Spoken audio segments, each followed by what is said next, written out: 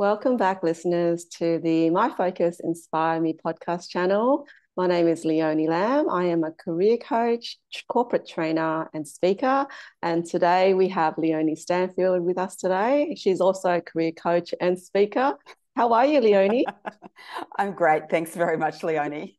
Welcome back to the channel. It's been a while, and it's good to be back. It has. So thank you. I'll introduce Leonie in a little bit more in a moment, but I just wanted to quickly provide everyone who's listening simply what this podcast recording will be about. Essentially, we will be covering everything related to public sector job applications. And so in reference to resume writing, responding to the targeted questions, chat GPT, interview preparation. So our intention, Leonie and I, is to really share my experience, and Leonie will comment as well in terms of how you can fully prepare yourself for getting a job in the public sector. Okay, so in reference to how I know Leonie Stanfield, of course you can see we both have the same first name and our position titles on screen is the same as well, so it can get a little bit confusing. But certainly I've known Leonie for a very, very long time. Still remembering the time, I think it's prior to 2013, because you attended the charity event I held that year for raising money for the Starlight Foundation. And then over the last decade, we've just collaborated on many occasions, whether it's through this podcast channel, through working together at a few organizations. And as friends, we are part of a small mastermind group for career coaches, Leonie, myself, and Heidi. All of us are really catching up on a regular basis to help each other further our business. So Leonie's business is called, I've got some details about her business here. It is called Career Talk, and she's been established in her business for about 8 years or so, but has a wealth of experience in training, coaching, communication. And she is a career coach, facilitator, trainer, speaker, career counselor. So that's about Leonie Stanfield. And today I'm so excited because I get to be interviewed. Leonie's asking me the questions, and she's a very, very good host. So when you're ready, go for it. Wonderful. Look, thank you for that, Leonie, and so pleased to be asking you the questions and tapping into your knowledge and experience. Let us start perhaps with you telling us a bit about your recruitment background in the public sector. Yes, I've worked in the public sector as an independent consultant since 2015. So it's about 8 years or so in terms of my experience working with a number of different government agencies. So I've worked with, I've got some notes here because I've got so many agencies I've worked with. I've worked with Legal Aid, Defence, Transport for New South Wales, Sydney Trains, TAFE New South Wales, Department of Human Services, which is also referred to as Services Australia. So there's more than 10 different government agencies I've worked with in the last 8 years or so. And it's been as a consultant and as an external panel consultant, being the independent. So in recruitment, government recruitment panels, and usually there is 2 people on the panel, and then at the addition, three people altogether, but the third person is an independent who is usually an external consultant outside of the organization. So my role as a consultant, I have been even recently shortlisting candidates for interview. So I'll get a list of 100, let's say, for example, 100 applications. And my role is to shortlist the applications, to read their resume, cover letter, targeted responses or selection criteria for the role. Then I conduct the interviews with the candidates, with the panel, and then conduct reference checks. And finally write the amazing, powerful selection panel results saying Leonie Stanfield is the right person for the role and why is she the right person. So that's another beautiful report that I populate as a result of a recruiting for a position. So that's a bit about my recruitment background in the public sector. Yeah. Thanks, Leonie. Well, my goodness, just knowing that you've seen so many different resumes come across your desk, and yeah, that experience across so many different departments. So I'm interested, given all of that experience, what would be your key tips for writing a good resume for government applications? There's so many tips, but I'm trying to keep it simple. I was thinking about, we've created a video a few years back about resume writing and so forth, for more just generalized public and private, just general applications. But for any government role, the resume really needs to be quite specific. And because it's so competitive, because so many people want to get a job in a government role. As most people know, the benefits can be quite good, and you're developing your career in the long term. So there's some really wonderful benefits working in government.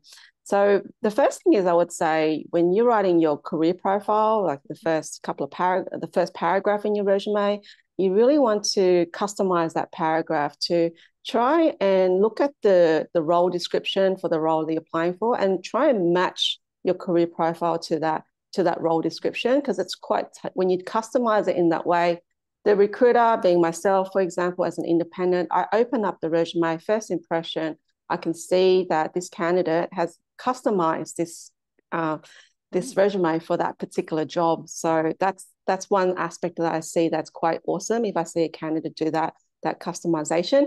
The other thing is that, because I actually haven't told anyone this, when I'm writing the report, secret, I refer back to the career profile, and if I can copy and paste some of that information into the report, it helps me so much when I'm writing the report to be able to take some of that information and bring it into the report. Saves me a lot of time, and so it's awesome if you can write the career profile section to be customized to the role description that you're applying for. Mm-hmm. In government applications, if you look at the role description, known as a job description as well, you can see there are key requirements of the job. Now, they're referred to the selection criteria or key requirements. In the public sector, it's really known for called the focus capabilities. So you want to make sure that your resume covers the wording that covers the focus capability. So I've got one right here, which is very common these days for anyone who's working in a role in government, to working with key stakeholders to influence and negotiate. That is a focus capability. So I'm just referring to one I printed out. And so you want to be able to refer back to the focus capabilities in that role description. So that's the significant difference in a resume for the public sector versus the private sector. But I'd probably say the last tip I would refer to is really taking a moment to write really positive and powerful key achievement statements. So when you see someone who puts effort into writing what they've achieved, and more importantly, what impact have they made in the role, in their team, or in the organization, you can really see the potential of a candidate when they've taken the time to reflect on their career and write these key achievement statements. So I think, to sum up, really good career profile relating back to the role description, the focus capabilities, integrate the wording of focus capabilities into your resume, key achievement statements, and really, if you're finding it hard, start thinking about investing in your career to seek a professional. I don't know if some career coaches do write resume. I'm one of them who writes resumes, and to really invest in getting your resume written, especially for a job in the public sector. So that's my tips. Any comments there from you? I agree. I think that they're really insightful tips, because I think tailoring that career profile so that you can actually show you're a strong match for the role. So you've actually made it really simple for you as the reader to go straight away, I can see you've got the knowledge, skills, experience for the role, and I can see where you'd add value. So I think that's such an important tip. I also agree with sometimes focus capabilities get missed. People think, oh, it's all about the responsibilities, but actually often even in the selection criteria, I'm not sure if you've come across this, Leonie, but often in the selection criteria, they'll actually put a dot point that says address the focus capabilities.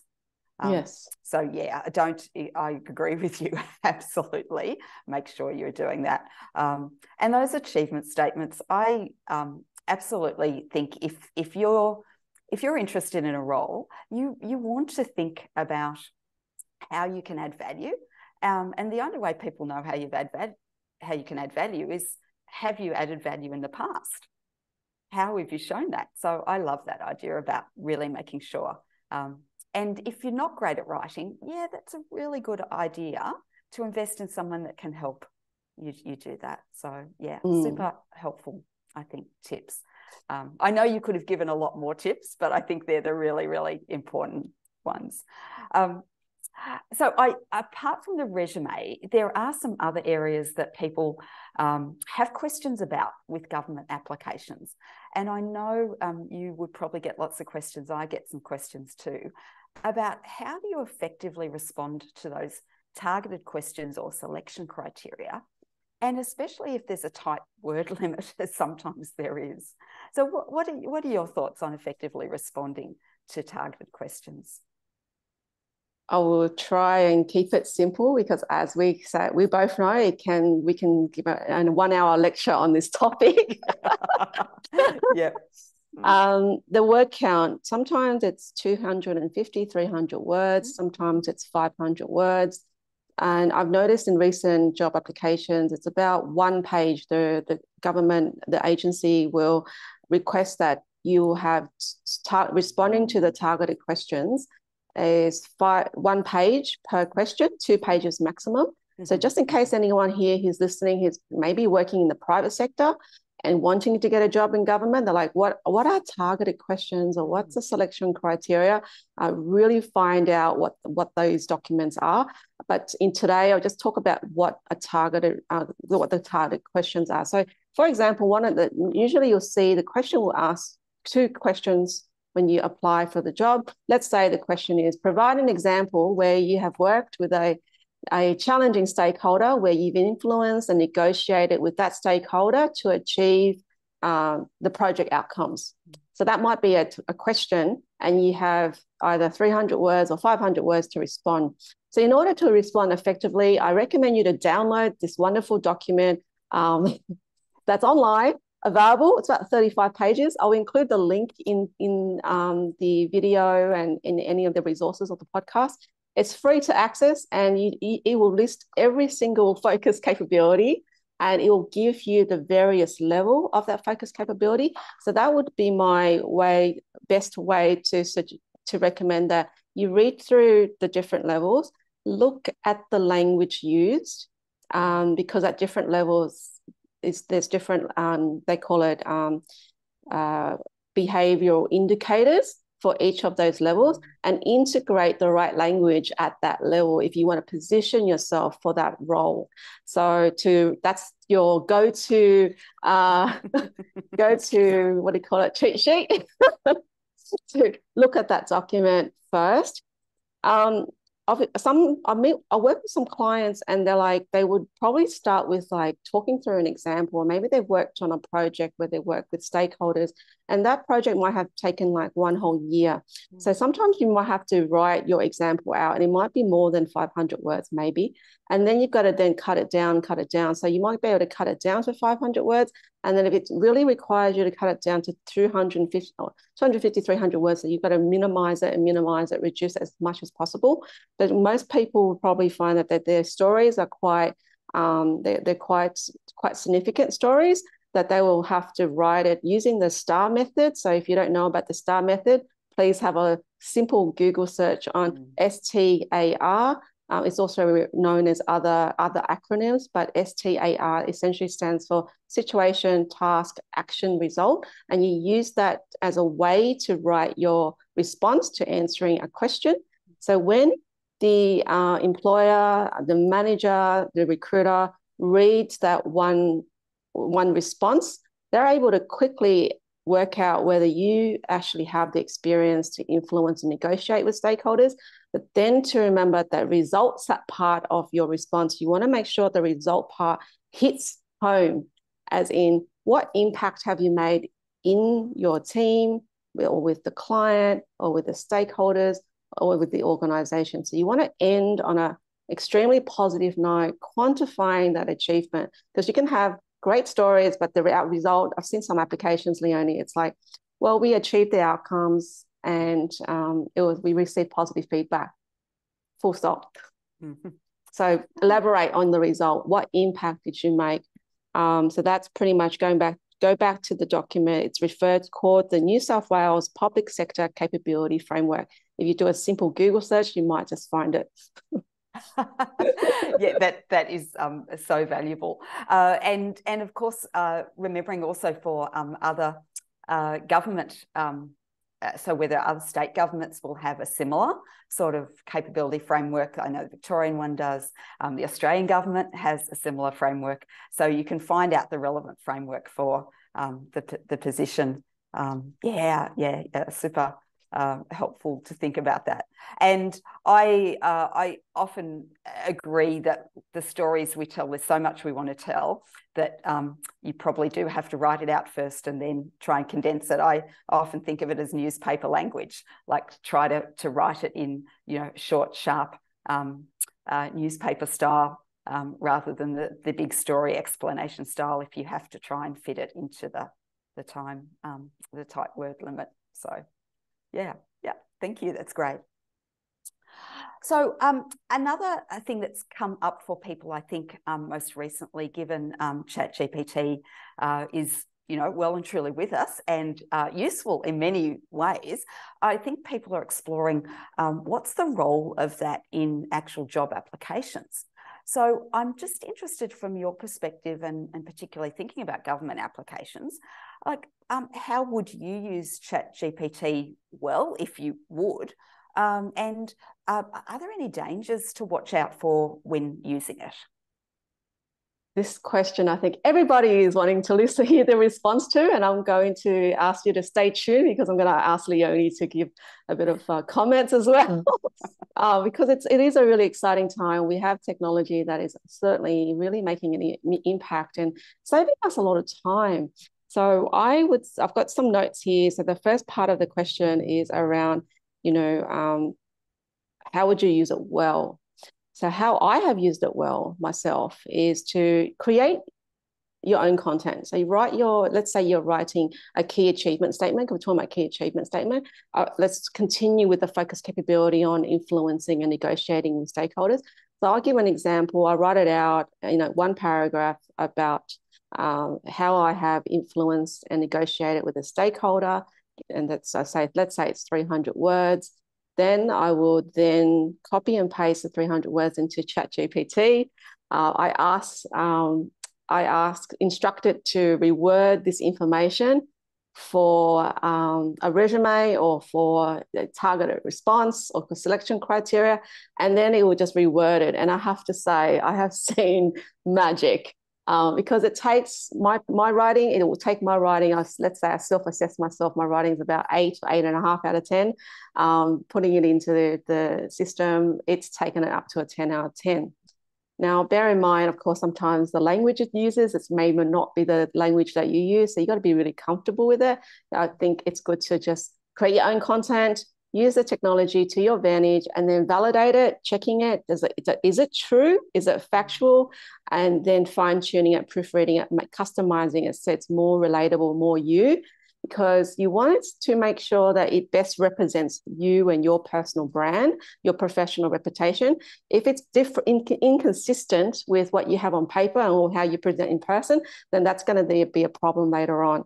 So to go back to that initial question, just to make sure I covered everything. How do you use it well? Yeah, I think I've covered that. I think I've got here, make sure it's not a fantasy version of you. One of my dear friends, Paul, I spoke to him on the weekend, and make sure it's not a fantasy version of you. That's a really good one. So that's and in reference to the second part of your question, Leonie, danger wise, I would say, just going back to what I just mentioned, you know how it is when we hire people, when recruiting, you look amazing on paper and on your application looks like 10 out of 10. And then you turn it and you meet candidates who turn up to interview and they're like, you look at the piece of paper and you think, oh my goodness, you look unreal on paper, like a 10 out of 10 candidate. And then you see them in person and they're not the same. So you create, we have this perception of somebody, and then when they turn up to interview, the perception is not consistent. That can cause, you know, a little bit of a integrity issues. Like, oh, I don't know if someone's clearly written their resume, completely different person. So you want to make sure that if you're using ChatGPT to just it's consistent with your professional brand, reputation, and the language it uses. Because some of the dangers would be around if you get the job, and I've heard stories from my network where people have actually used ChatGPT, applications unreal, and then it's not the case when they get the job. And so it's really interesting to see how it impacts your career in the long term. If you are positioning yourself as the fantasy version, because sometimes we want to get the job so much and we're like, you know what, I'm going to use ChatGPT to get the interview. And so we will have that strong desire to get a job interview. But then when we get the job and we're not performing at the level that the employer is expecting us to, then that becomes a real danger, Leonie. So that's my part. Now I'm excited to hear your thoughts. Well, yes, look, I would agree with you that there are ways to be able to utilise it well, and pitfalls to avoid. But I love that you started with, first of all, your own preparation of your stuff. So you didn't go to ChatGPT to come up with something. You actually started with your story, your example.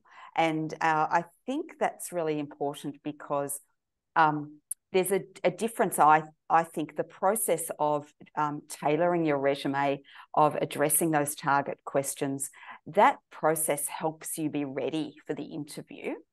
And so if you try and short circuit that resume, that process, and sometimes ChatGPT might be going, oh, well, I can just put in the focus capabilities and I can just, create something. It may look good, as you say, but it doesn't actually help you necessarily talk to that as well. Like it hasn't been the same preparation.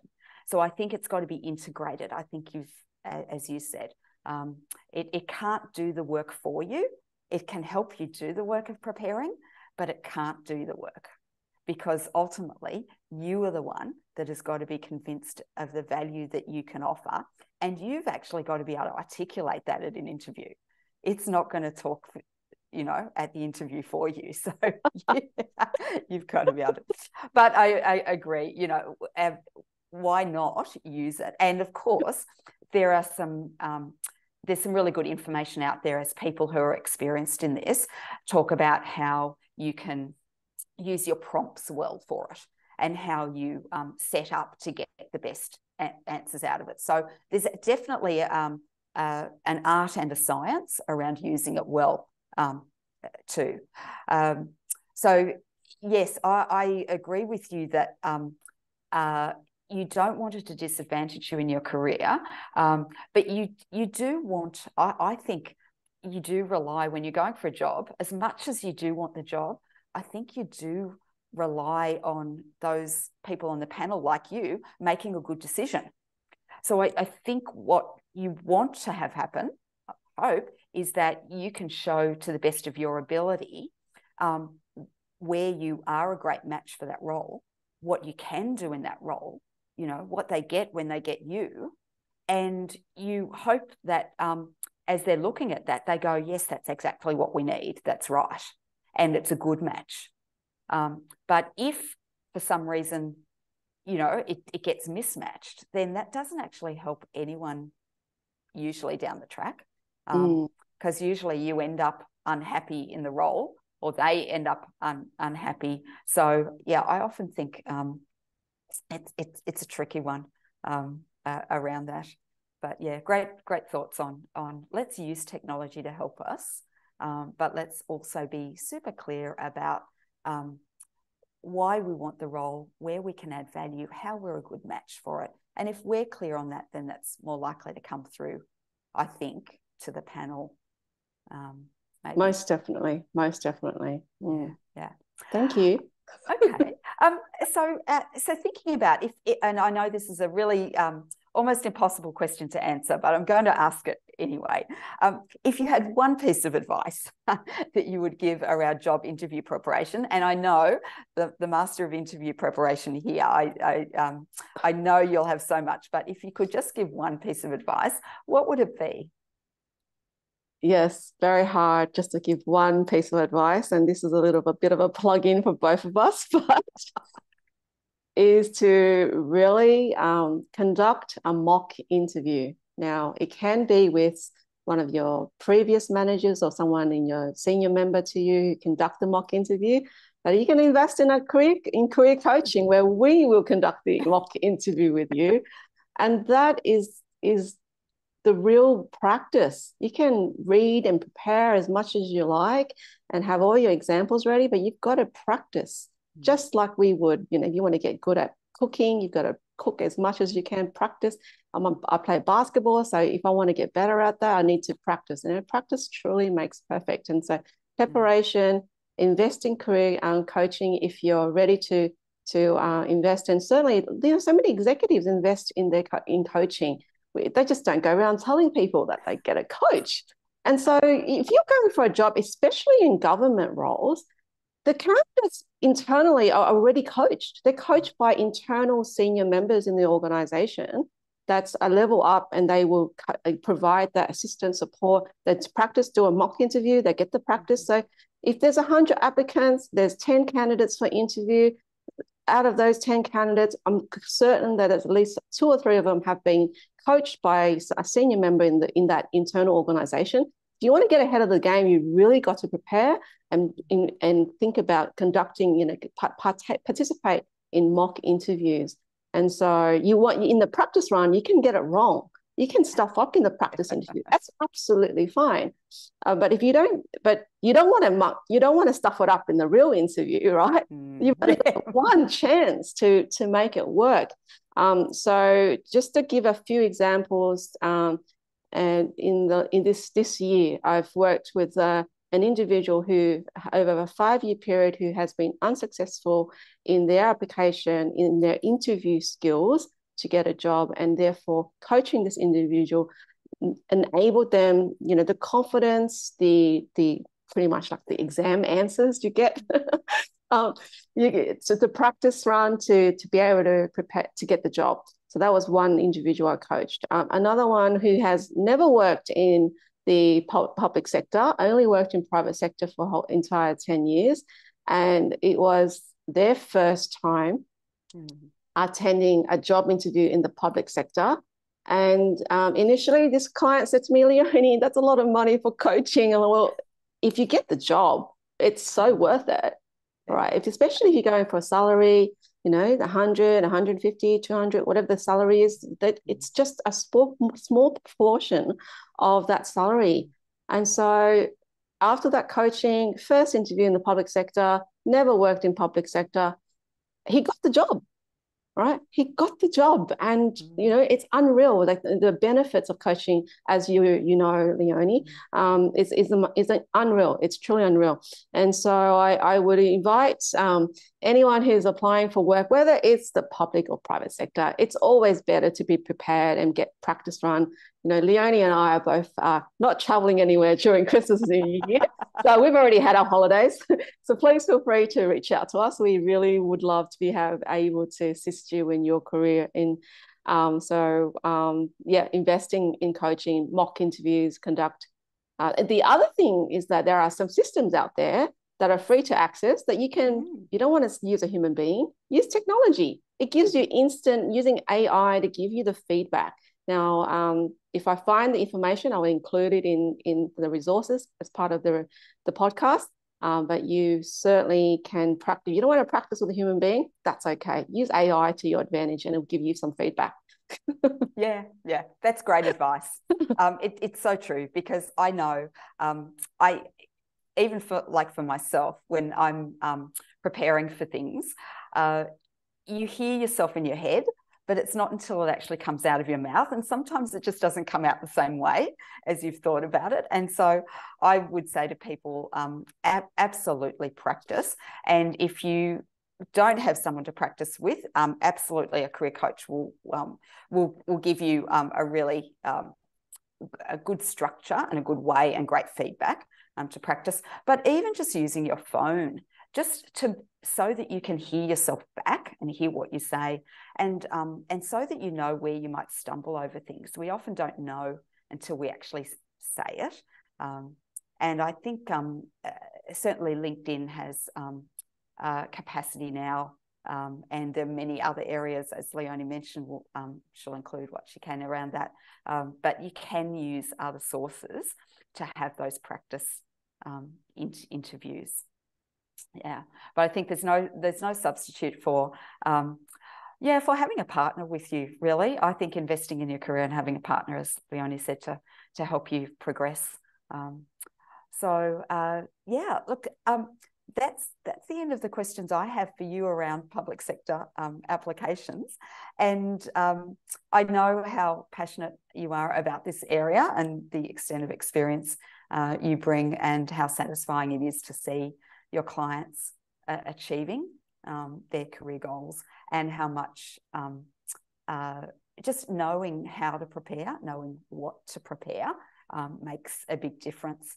So, congratulations on the work you do in that space, Leonie. Any final thoughts around this? Final thoughts.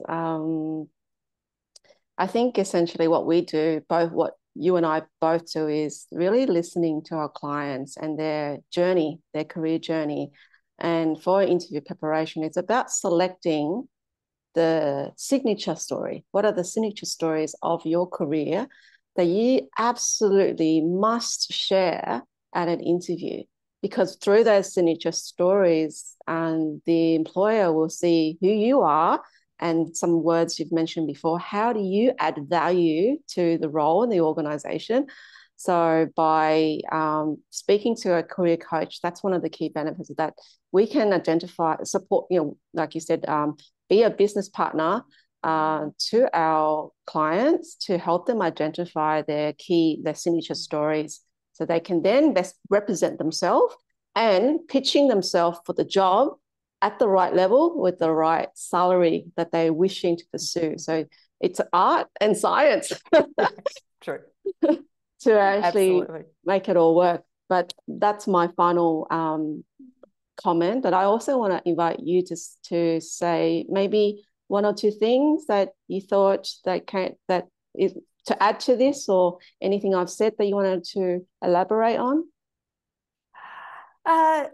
Look, no, just really probably to reiterate that it is worth taking the time to do the research and the preparation and tailoring your responses. And I know it's hard.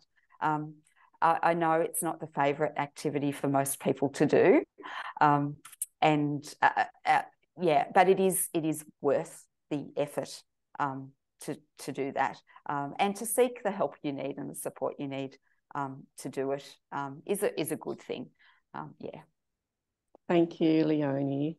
From the bottom of my heart, it's very rare I get to be interviewed by people, so I really appreciate it. Thank you. You're welcome. And I also want to take this opportunity just to remind people that I am integrating career development with meditation and mindfulness, and that's in my programs, in my training.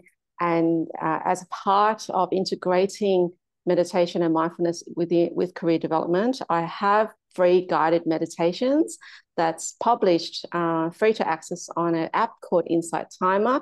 So I provide the relevant links in the information section of the podcast.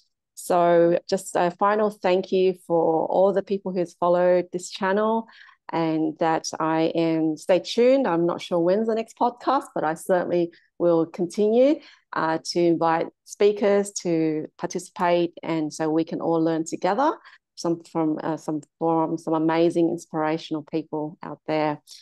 So thank you, Leonie. Thank you so much. It's a delight. I love having conversations with you, just exploring just the important aspects of how we can help people. So thank you. It was wonderful. Oh, you're welcome. Final note is I'll provide Leonie's contact details as well. So please feel free to reach out to any of us.